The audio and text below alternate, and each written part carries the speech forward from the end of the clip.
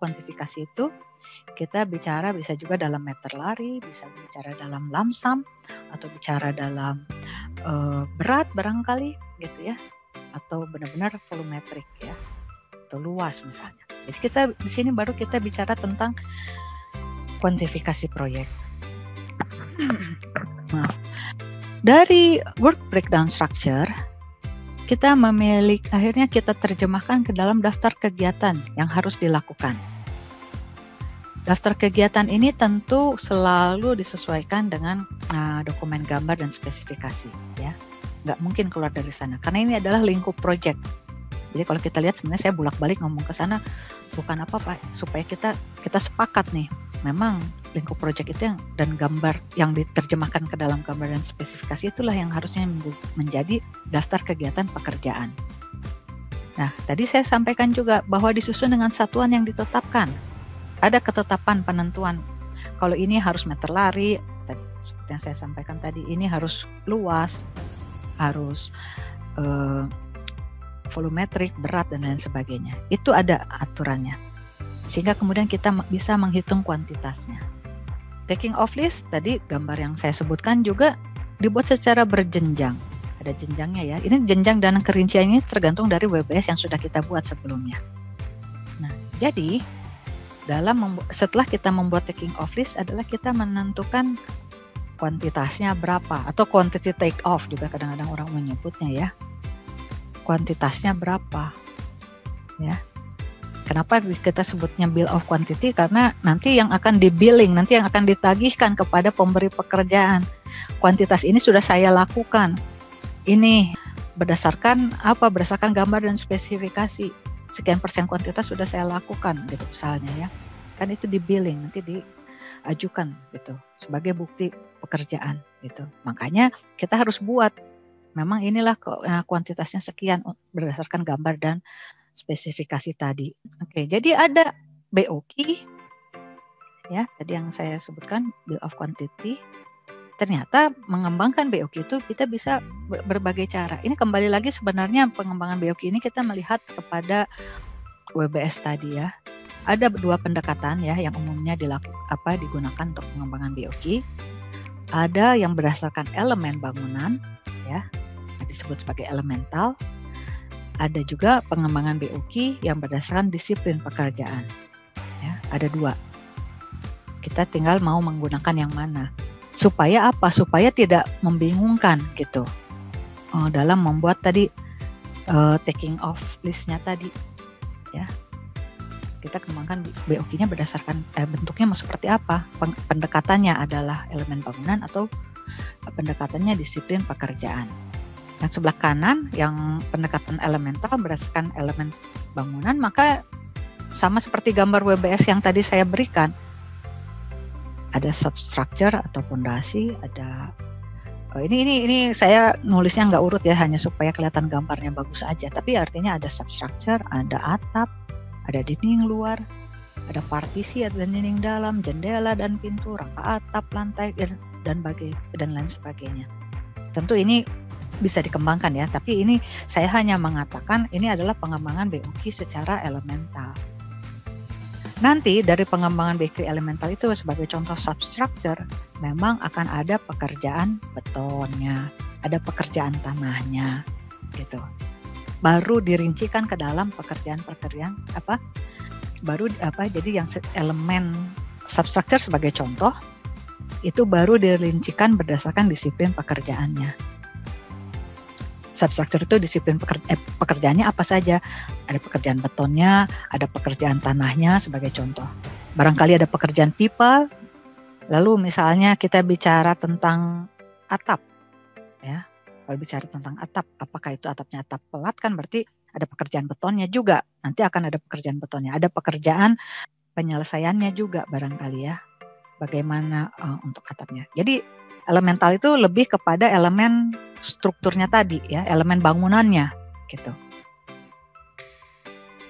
Tapi begitu kita memilih BOQ yang dengan pendekatan elemental, maka kita harus konsisten bahwa selalu kalau Bapak dan Ibu ingat tadi yang saya bilang, list pertama ya saya di dalam taking off list tadi yang pakai nomor satunya adalah substructure, nomor 2-nya semua yang ada yang berwarna merah ini yang saya jelaskan di sini. Jadi ini adalah yang kita sebut sebagai elemen utamanya di dalam taking off listnya itu tadi. Di dalam BOQ maupun di dalam ya atau di dalam quantity take off-nya. Ini adalah elemen utamanya. Baru ini setiap ini baru dijabarkan ke dalam pekerjaan-pekerjaan yang apa saja. Di sisi lain, BOQ yang dengan pendekatan trade itu BOQ berdasarkan disiplin pekerjaan tadi saya sampaikan. Maka dari itu, ini pun sama. Kita disiplin pekerjaannya apa? Bangun gedung 30 lantai, ada pekerjaan beton, ada pekerjaan tanah, ada pekerjaan pipa dan pekerjaan lain dan lain sebagainya. Dari sana, dari pekerjaan beton, tanah dan sebagainya baru kita terjemahkan beton itu ada beton untuk pondasi misalnya. Pondasi itu kan sebenarnya substructure. Ini beton untuk kolom. Ini juga kan berarti elemen. Beton balok.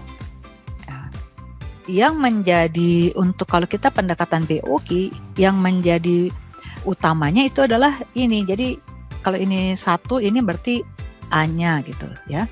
Ini B-nya gitu. Karena ini menjadi bagian dari pekerjaan beton. Jadi kita mau menggunakan yang mana sama saja sebenarnya selama kita konsisten melakukannya. Gitu.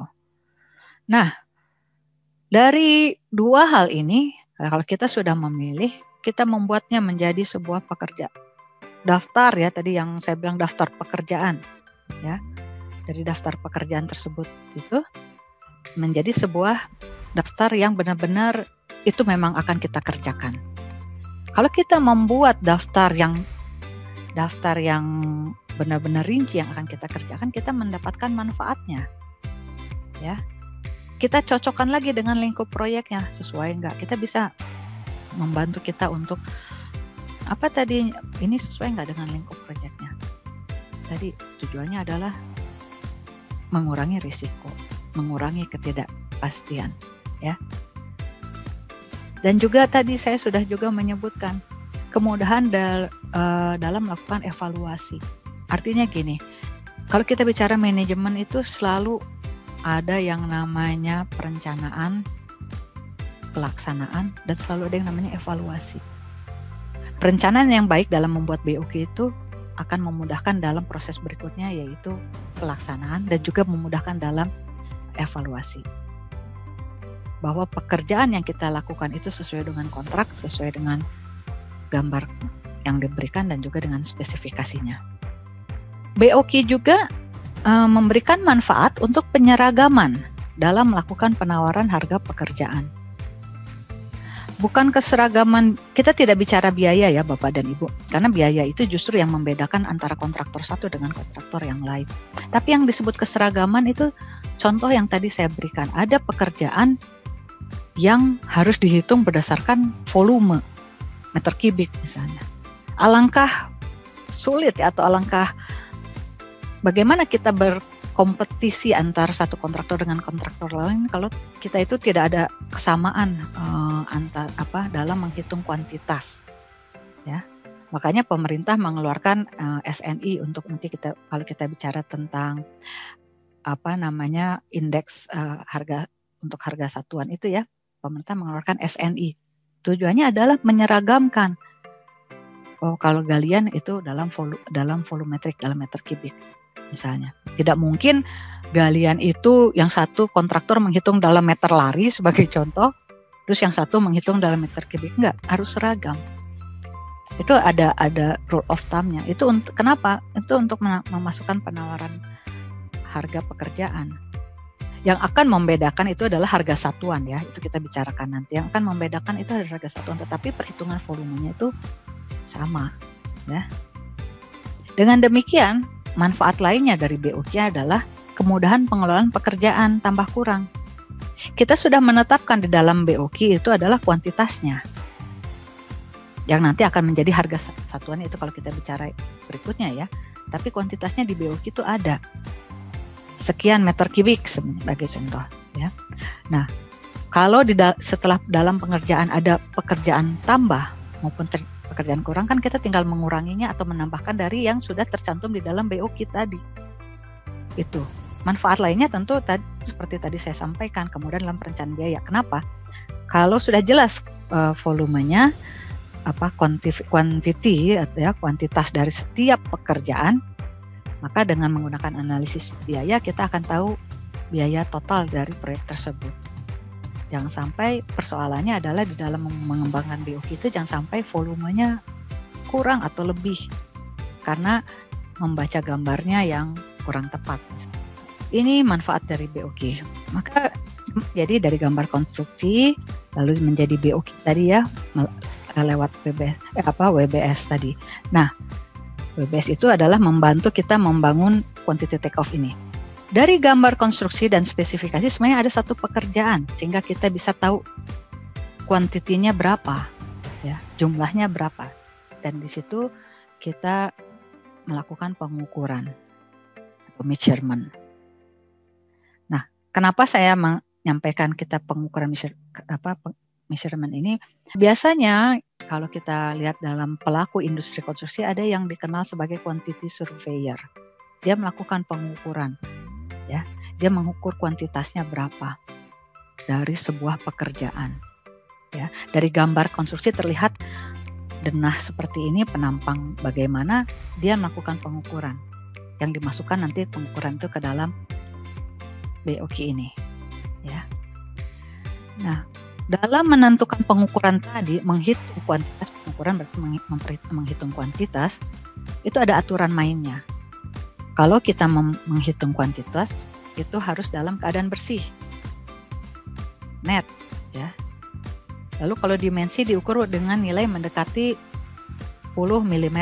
Jadi kalau kita pakai 0, ya 2 desimal di belakang gitu. Itu sudah aturannya, ya. Itu aturan umum yang biasanya disepakati. Kalau sekian angka di belakang koma kan repot juga kita nanti mengerjakannya di lapangan, persoalannya itu aja. Tapi kalau misalnya terlalu bulat pun akan nanti volumenya bisa kurang atau bisa terlalu banyak gitu, ya. Jadi memang ada aturan-aturan umumnya yang biasanya ini disepakati. Lalu untuk setiap elemen pekerjaan, ya, itu ada aturan mainnya juga, ya. Saya hanya memberikan contoh. Misalnya untuk aturan substruktur gitu ya, level tuh level asli. Nah, tapi level asli itu apa? Misalnya kalau kontur proyek itu tidak rata, ya, maka kita akan memiliki kedalaman yang tidak sama sebagai contoh. Nah, di dalam perhitungan kuantitas misalnya kita gunakan kedalaman rata-rata. Lalu misalnya untuk aturan substruktur itu kalau ada pekerjaan galian, ya, kita pekerjaan galian itu biasanya pekerjaan menggali saja. Namun jika dalam pekerjaan galian tersebut ada misalnya ternyata ada bangunan lama misalnya, jadi ada bongkahan lain, misalnya pohon besar sebagai contoh gitu, itu dihitung terpisah karena penanganannya berbeda dengan hanya menggali sebagai contoh. Itu ada aturan mainnya, bukan aturan main dalam apa, supaya nanti menghitung kuantitasnya benar, ya. Karena tadi treatment untuk mengerjakan pekerjaan lain selain menggali itu akan berbeda caranya, sehingga waktu yang dibutuhkannya nanti kalau kita bicara waktu dan kita bicara tenaga kerja itu berbeda gitu, ya. Lalu kalau kita bicara galian pondasi, kita bedakan dinding luar dan dinding dalam gitu. Ini contoh-contoh aja. Kalau ada pertemuan tidak boleh dihitung 2 kali. Jangan sampai pertemuan dari misalnya kalau gambar dari utara ke selatan dan dari timur ke barat ketemu di suatu titik, di titik pertemuan tersebut dihitung 2 kali, nanti volumenya menjadi atau kuantitasnya menjadi lebih besar misalnya, ya. Lalu aturan main yang berikutnya misalnya tetapkan lebih dahulu kemana, kalau misalnya untuk pembuangan tanah, tetapkan lebih dahulu kemana tanah itu dibuang. Supaya kita bisa menentukan volumenya itu, karena kuantitas ini nanti tadi saya sampaikan, kuantitas ini akan berhubungan dengan harga satuan, ya. Ininya harus jelas gitu. Ini contoh aturan ya, tapi sebenarnya aturan itu banyak, tergantung pekerjaannya. Kalau kita bicara tentang rangka bangunan, maka bagaimana pekerjaan beton, bagaimana pekerjaan untuk perancah ya, casting segala, besi tulangan, rangka baja itu memiliki aturan perhitungan yang berbeda dan banyak ya. Nah, demikian juga pekerjaan dinding. Tadi saya sudah sampaikan ada dinding dalam, dinding luar. Itu akan memiliki aturan perhitungan berbeda sehingga itu harus dipisahkan. Jadi tidak mungkin kita bicara dinding itu satu, tidak, karena dinding dalam dan dinding luar itu berbeda. Kalau kita bicara dinding, kita punya pekerjaan dindingnya itu mungkin dipecahkan lagi menjadi di yang nomor 8 ini ya, penyelesaian permukaan, maksudnya permukaan dinding. Nanti ada dipisahkannya, artinya apa? Tadi pengecatan barangkali atau memasang wallpaper barangkali gitu ya. Itu semua harus benar-benar dibuat secara rinci dan dipisahkan satu dengan lainnya. Gitu. Nah, ini adalah aturan-aturan perhitungan kuantitas. Saya sedikit menyampaikan, ini sebuah contoh ya. Pekerjaan kita di teknik sipil ini sangat berkaitan erat dengan yang tadi saya sebut quantity surveyor ya. Nah, ini saya bukan tapi saya karena kebetulan saya juga pengurus di IKSI ya, Ikatan Quantity Surveyor Indonesia. Mereka itu memiliki itu yang namanya tadi aturan-aturan tersebut untuk setiap pekerjaan. Ini adalah standar metode pengukuran Indonesia yang dikeluarkan oleh IKSI. Saya hanya ingin menyampaikan kepada Bapak dan Ibu betapa semua itu punya aturan mainnya, gitu ya. Jadi kalau untuk konstruksi sementara sebagai contoh dengan kode ini kode untuk menentukan, ada pembacaannya, ada, saya nggak akan bicara terlalu ke sana, tapi memang di sana disebutkan kalau konstruksi sementara seperti apa, ya. Atau misalnya pengecatan, kita misalnya lihat dengan kode ini kita melihat untuk mengukur pekerjaan pengecatan itu bagaimana, itu ada di sini, ya. Dan ini saya menyampaikan ini untuk menunjukkan betapa banyaknya sebenarnya kalau kita bicara kuantifikasi proyek tadi. Makanya saya bilang nggak mungkin cuma satu saya membicarakan di sini, tapi saya ingin menyampaikan sebuah pemahaman bahwa Bapak dan Ibu tidak serta-merta kita dengan mudah menentukan volume begitu saja. Ada tergantung pekerjaan apa yang ingin dilakukan, ya. Oke, nah di sini sangat lengkap ya. Saya kira saya pernah lihat juga di sini sangat lengkap ya di standar metode pengukuran Indonesia ini untuk mengantarkan kita dalam membuat BOQ tadi, ya. Nah, isinya nih saya hanya sedikit saja menyampaikan. Isinya ini seperti ini. Jadi ada misalnya ini tentang ini ya, kayaknya pekerjaan dinding nih, pekerjaan struktur ya, dinding ini, tentang pekerjaan dinding nih kalau nggak salah. Nah, jadi ada beberapa bagian yang pertama itu daftar informasi ya, bagian yang pertama tuh yang ini nih, ini bagian pertama. Ya, jadi dia cerita apa saja informasi yang disediakan berdasarkan jenis bahan, jenis dan kualitas bahan, adukan mortarnya dan sebagainya, itu dijelaskan di sana. Lalu ada tabel klasifikasi. Apa saja sih yang di dalam dinding itu ada? Blok beton bertulang, blok beton padat dan sebagainya. Cara menghitungnya apa? Ketebalan misalnya. Di sini yaitu di bagian yang kedua. Ini yang bawah ini adalah bagian yang kedua. Ini ya, maaf kalau boleh, ini di daerah bawah ini adalah bagian yang kedua. Ini saya tidak bicara BOQ, ini adalah cara panduan untuk BOQ-nya supaya Bapak dan Ibu nggak salah gitu ya. Baru bagian ketiga ini adalah ketentuannya untuk persiapan BOQ. Jadi ini standar ini adalah untuk mengukur tadi, untuk memastikan isi di dalam quantity take off tadi yang ada list tadi itu memang mengikuti pengukuran ini, gitu, ya. Nah, jadi ini ininya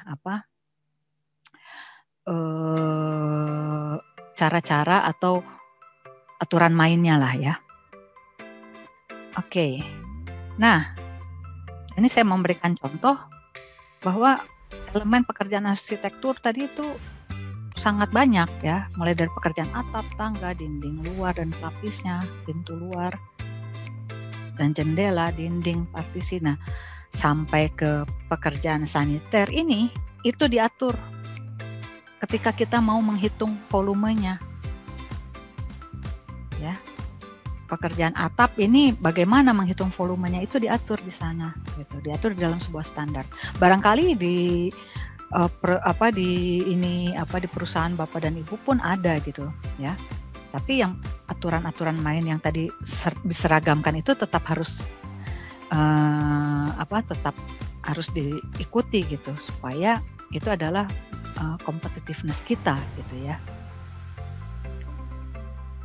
Jadi kalau kita lihat tadi saya sudah sampaikan di depan WBS itu harus rinci. Tapi kalau kita melihat ini kita baru menyadari memang WBS harus rinci. Karena tadi kalau anggap saja WBS yang kita kembangkan itu berdasarkan elemental ya. WBS kemudian dikembangkan menjadi BOQ itu dengan pendekatan elemental. Ternyata pekerjaan arsitektur aja ada segini banyaknya. Walaupun saya tidak mengatakan semuanya dilakukan ya, tapi minimal ini yang umum begini. Ya. Jadi betapa ini kalau kita lihat dari WBS ini udah level yang keberapa gitu kan. Ini belum level terakhir Bapak dan Ibu, ini masih ada level berikutnya gitu. Ya. Contoh pekerjaan atap. Nah, ini level berikutnya. Atapnya itu kita lihat atapnya itu apakah dak semen atau plesteran yang juga ada plesteran dan adukan pelapisnya, atau atap sirap, itu lain lagi cara mengukurnya. Jadi kalau saya sedikit kembali ke sini, tadi ini ada pekerjaan arsitektur, saya ambil hanya satu yang ini, pekerjaan atap saja. Sekarang kita ke level bawahnya, pekerjaan atap itu kita pekerjaan atap apa dulu? Ya, apakah atap alang-alang barangkali, itu lain lagi cara mengukurnya. Atap sirap ini lain lagi cara mengukurnya. Atau kita menggunakan dak semen, cara mengukur volume pekerjaannya itu lain lagi. Ya. Lalu ada di dalam atap itu ada pekerjaan drainase. Itu pun harus dihitung supaya jangan sampai terlewatkan. Supaya biayanya masuk nanti kalau kita bicara biaya. Waktu pengerjaannya masuk kalau kita nanti bicara tentang penjadwalan. Ya. Jadi semua itu lengkap gitu ya, harus lengkap dikerjakan. Karena sebenarnya di gambar dan spesifikasi itu harusnya sudah jelas. Seandainya tidak ada gambar, maksudnya tidak ada gambar dan spesifikasi tidak jelas, tapi Bapak dan Ibu tahu ada yang kurang, itu harusnya ketika kalau kita proses tender kan kita ada site visit misalnya ya, ada unwizing misalnya, nah itu ditanyakan, itu disampaikan, sehingga kembali ketika Bapak dan Ibu membuat BOQ-nya ini itu yang lengkap, gitu. Ya, jadi semua itu karena semua akan berkaitan satu dengan yang lainnya. Nah ini misalnya pekerjaan dinding apa? Dinding dalam mengikuti aturan mana? Ini mohon maaf ya Bapak Ibu, saya hanya ingin bukan promo bagaimana, tapi hanya ingin menunjukkan bahwa banyak aturan mainnya. Ini angka-angka ini kode yang tadi ada di dalam SMPI tadi. Ini saya hanya ingin menunjukkan bahwa aturan mainnya banyak. Satu dengan yang lain berbeda-beda. Ya.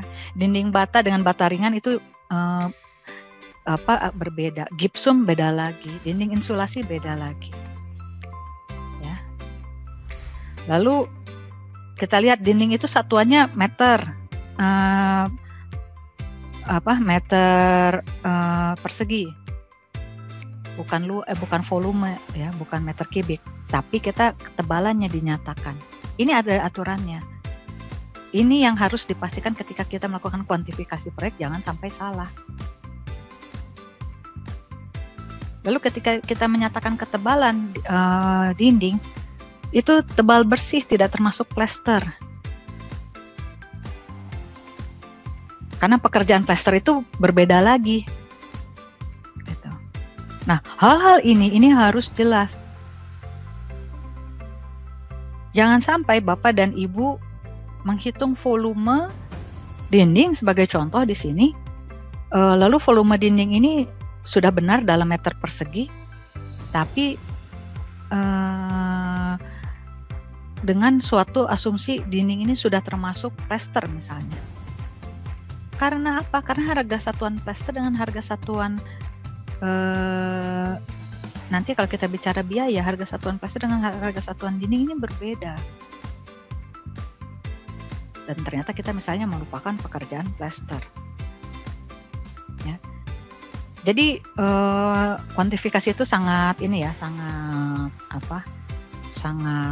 luas ya, sangat rinci ya, sangat detail. Makanya tadi saya bilang di awal nggak mungkin yang dikerjakan oleh seorang.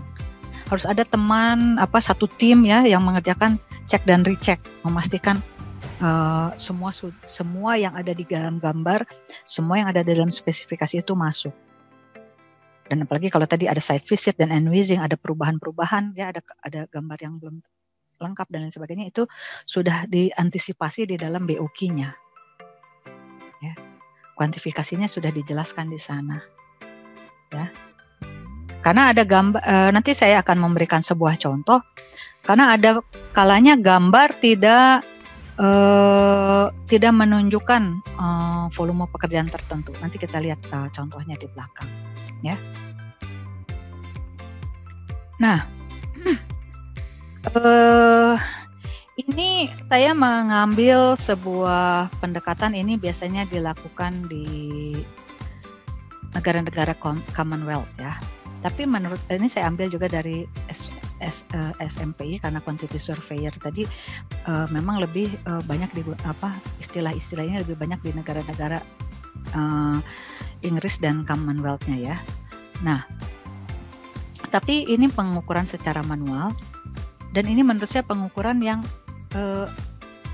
kalau saya coba ini kesannya manual ya, kertas kerja yang manual, tapi ini sebenarnya pengukuran yang yang baik gitu ya menurut saya ya. Dan ini sebenarnya nanti hasil dari pengukuran ini yang masuk ke dalam BOQ. Ini kita tidak bicara BOQ-nya, tapi berbicara bagaimana melakukan pengukurannya. Nah, biasanya pengukuran itu dibuat menjadi 4 kolom. Jadi kalau kita punya kertas kerjanya, kita membuat menjadi 4 kolom. Timesing, dimension, squaring, dan description. Ada 4 bagian. Ya. Nah, timesing itu adalah banyaknya elemen. Ya, kalau kita lihat gambar, balok misalnya ukuran 5 meter, itu ada berjajar sebanyak 10 sebagai contoh. Maka itu kita bilang 10 misalnya gitu. Ya. Yang ukurannya sama karena kita udah hitung, kita lihat dari gambar ukuran dimensinya semua sama. Maka kita bilang timesing-nya ini misalnya 10. Itu jadi menunjukkan banyaknya elemen dengan dimensi atau ukuran yang sama. Nah, tadi kita sebutkan itu. Nah, di kolom kedua itu adalah dimensinya. Dimensi dari elemen yang tadi di kolom 1. Dimensinya nanti kita kaitkan dengan menghitung kuantitasnya. Nanti contoh berikutnya di dalam contoh akan saya berikan ya. Dimensinya apa? Kolom ketiga itu adalah squaring. Itu kuantitasnya. Jadi dari dimensi di kolom kedua nanti kita menghitung squaringnya gitu ya. Berapa sih kuantitasnya? Di kolom keempat itu deskripsi. Itu pemberian nama, keterangan, rincian dari elemen yang diukur. Cara kerjanya biasanya memang seperti gambar looping yang di dalam contoh ini ya. Jadi deskripsinya dulu diberikan. Apa yang ini pekerjaannya tentang apa nih? Kalau kita lihat gambar, kodenya akan biasa kalau misalnya pondasi P1 misalnya diberi kode P1 ini tentang P1 itu dijelaskan di dalam description-nya. Baru pondasi P1 misalnya kita file cap misalnya. File cap P1 misalnya di dalam deskripsi itu dijelaskan semua deskripsinya ya, keterangan rincinya dari elemen P1. Lalu dilihat dari gambar, baru kita lihat dimensinya, kita masukkan. Jadi setelah kita jelaskan di sini, kita ke sini untuk memasukkan kita ke kolom kedua untuk memasukkan dimensi dari penjelasan di kolom 4. Dari dimensi ini, lalu kita lihat dari gambar kembali, kita lihat timesing-nya, atau kita lihat berapa sih jumlahnya dengan dimensi yang sama, kita masukkan jumlahnya ke sini. Baru kita masukkan ke squaring ini kuantitasnya, karena ada jumlah dan ada dimensi. Ya. Nah, kertas kerja ini disebut kertas dimensi, ya. Kertas kerja ini disebut kertas dimensi. Kertas yang menunjukkan bahwa kita menghitung kuantitas atau volume pekerjaan itu seperti apa. Biasanya, tadi saya sudah menyampaikan, biasanya ini dilakukan secara manual, ya. Ini biasanya dihitung secara manual. Dan Bapak dan Ibu, ketika ini dihitung, ini kertas-kertas dimensi ini harus dikumpulkan, disimpan. Tujuannya apa? Tujuannya nanti ketika kita memang melaksanakan proyeknya, ketika masa konstruksi, ini menjadi dokumen yang berguna sebagai informasi. Dulu kenapa angkanya keluar sekian ya? Oh, karena perhitungannya begini, deskripsinya menjelaskan begini. Jadi kertas dimensi ini kertas yang mungkin oleh tim yang membuat BOQ ini dibuat kertas dimensi ini sebagai contoh. Mungkin kelihatannya manual, tetapi sebenarnya ini menjadi bahan untuk Bapak dan Ibu sebagai ketika proyek dilaksanakan acuan. Dulu kenapa volumenya X? Oh, karena memang dalam deskripsinya sudah dijelaskan ini. Oh, timesing-nya menjelaskan jumlahnya sekian. Dimensinya demikian. Kenapa ininya? Kalau dalam pekerjaan ternyata memang, karena tadi saya sampaikan kertas dimensi ini berdasarkan gambar ya. Berdasarkan gambar dan spesifikasi. Kalau itu ternyata di lapangan berbeda, nah ini akan menjadi landasan kita untuk mengatakan ya, misalnya ada pekerjaan tambah dan kurang. Tapi bukan karena kesalahan kontraktor tentunya ya. Kalau karena kesalahan terlupakan menghitung itu lain hal lagi gitu. Nah, kolom dimensi itu pun punya aturan cara mengerjakannya. Tadi angkanya 2 digit di belakang koma dengan satuan meter misalnya. Kalau bilangan bulat berarti jumlah, satuannya nanti buah, ya. Nah, nanti kita akan lihat contohnya, angkanya itu kalau kita menghitung ya, ini mungkin saya berikan contoh di sini. Misalnya 1,00 itu berarti panjang. Ada angka berikutnya di sini misalnya 0,60. Ini berarti untuk menghitung luas, ya. Berarti ini panjang kali lebar sebagai contoh. Tapi ada angka lagi berikutnya 0,80. Nah ini berarti untuk menghitung volume, ya. Jadi ini angka pertama itu biasanya kalau dia hanya satu angka berarti itu kita bicara tentang panjang. Kalau ada dua angka, ada satu angka lagi di bawahnya ya, itu berarti kita bicara tentang dimensi berbentuk luas. Tapi kalau ada angka lagi di bawahnya itu kita berbicara tentang dimensi berbentuk volume. Gitu. Ini contohnya ya. Misalnya ini kita di dalam gambar ternyata ada pasangan bata setebal 15 cm ya. Jadi kita sebut di dalam deskripsi pasangan bata tebal 15 cm. Panjangnya 10 meter. Lebarnya 4 meter. Jumlahnya 15 buah. Nah, jadi untuk yang ini, untuk yang kalau kita lihat gambar sini, ini adalah rinciannya. Jumlahnya 15 ya, sesuai ini di sini tadi 15. Lalu dimensinya itu adalah panjang, ini panjang 10, lebarnya 4. Sehingga squaringnya adalah 10 kali 4 kali 15. Dapatlah ini. Ini yang nanti angka ini yang dimasukkan ke dalam BOQ kita, bahwa pasangan bata yang tebalnya 15 cm itu kuantitasnya adalah 600 meter kubik. Sama, contoh ini juga mengatakan dari gambar kita tahu bahwa pipa baja diameternya adalah 3 inci. Nah, panjang pipa baja tersebut adalah dipasang berdasar gambar 22 meter. Dan jumlah pipa bajanya adalah 3, sehingga squaringnya adalah dibutuhkan baja, pipa baja diameter 3 inci itu sebanyak 66 meter. Itu. Kalau kita lihat ini hanya satu. Bagaimana kalau 3? Ini sama juga. Misalnya di dalam gambar ada plat lantai beton. Panjangnya 12. Jadi di deskripsinya udah disebut ya, plat beton lantai. Kalau ada kode silahkan disebutkan juga di dalam deskripsi. Ya. Panjangnya 12, lebarnya juga 12 dengan tebal 0,1. Ini. Panjang, lebar, tebal.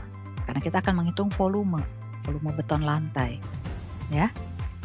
Nah, ada sebanyak 2 ya.